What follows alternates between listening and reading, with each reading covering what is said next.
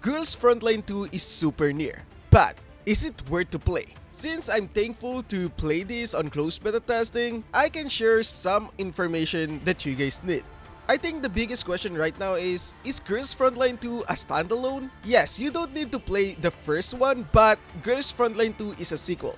And it is set to a couple of years in the future after the first game, and their story are largely unrelated to each other. So you don't necessarily have to play the first game to understand the story or lore. Now let's take a look at the gameplay. Is it enjoyable? Girls Frontline 2 Exilium is a turn-based tactical JRPG. This game utilizes a grid-based battlefield in which the player can order characters across the grid and perform moves against enemies or allies.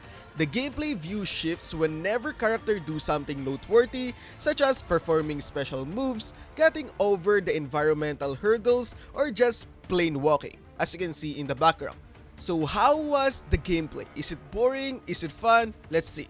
In this part, I'm not going to lie, it's hella fun, with some stages really making you think your movements and choice of skill, and auto makes it easier to play mundane stages. And the auto sweep clear function makes doing dailies and farming so much more doable every single day. Girls Frontline 2 is actually doing a lot of accessibility for the players or the casual players. All attacks in Girls Frontline 2 are guaranteed to hit their target.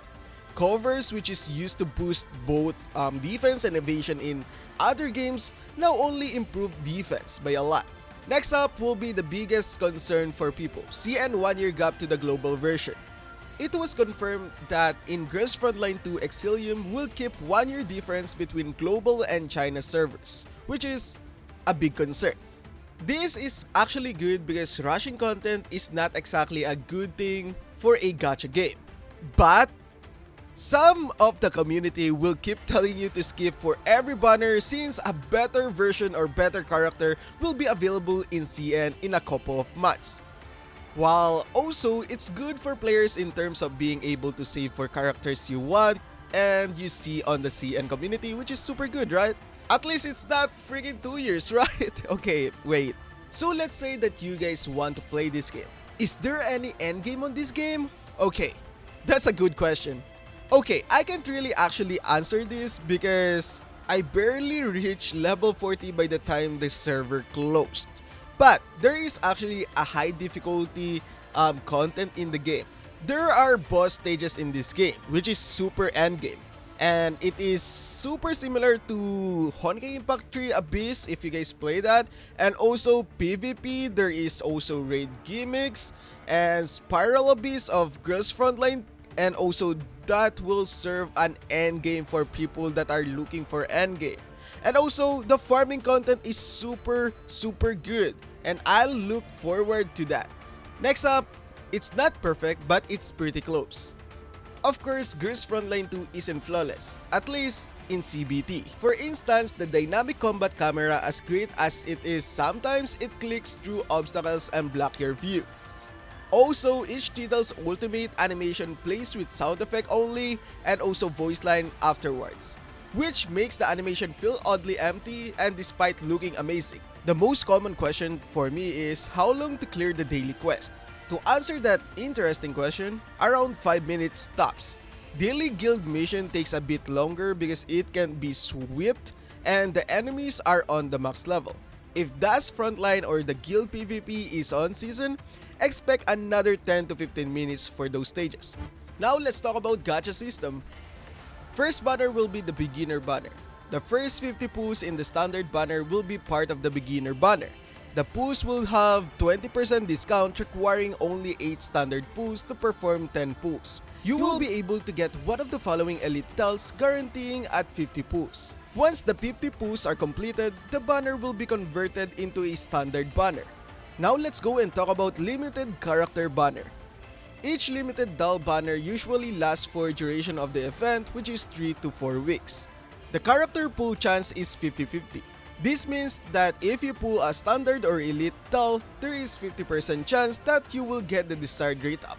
And you are also guaranteed to pull a standard doll, standard weapon, or elite doll every 10 pulls. The base rate for elite dolls is 0.6%. The PT starts from 58 pool and increasing the rate of elite doll acquisition to 1.89%. You are guaranteed an elite doll at 80 pools, which is soft copy. After acquiring an elite doll, the PT count will also reset. But let's say that you lost.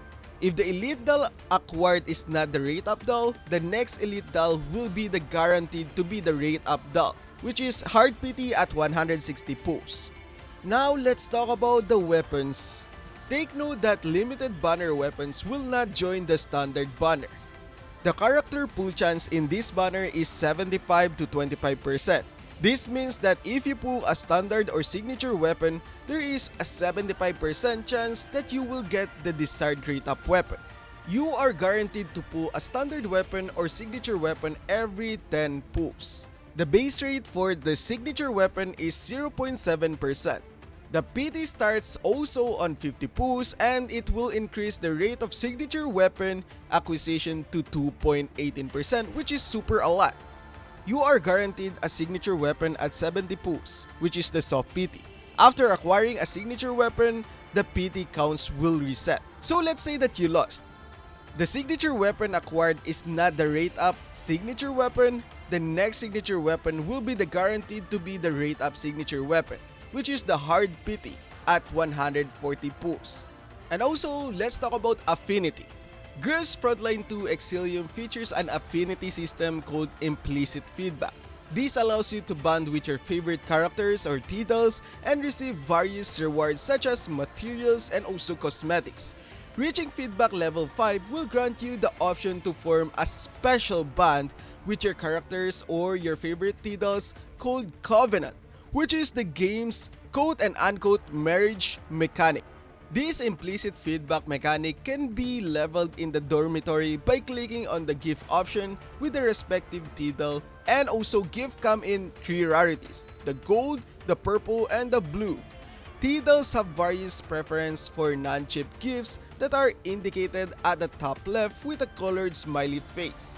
Pink smiley faces indicate the highest preference, while the yellow indicates with the lowest preference. Gifts can be obtained from supply missions, neural survey, and also dispatch room. The characters in this game is super unique. And also on dorms, you can change their animation, which is super nice. Well, I guess that's it for now, but if you guys have any more question about Girls Frontline 2, I will answer that gladly in the comment section, or maybe I'm going to make another video about Girls Frontline if you guys want. But anyways, if you guys like more of Girls Frontline 2 videos, please subscribe and like, and also follow me on Twitch. I might stream this game too alongside with Arknights if you guys play that. So again, thank you so much for coming by and see you guys on the next one. Peace out, stay quirky.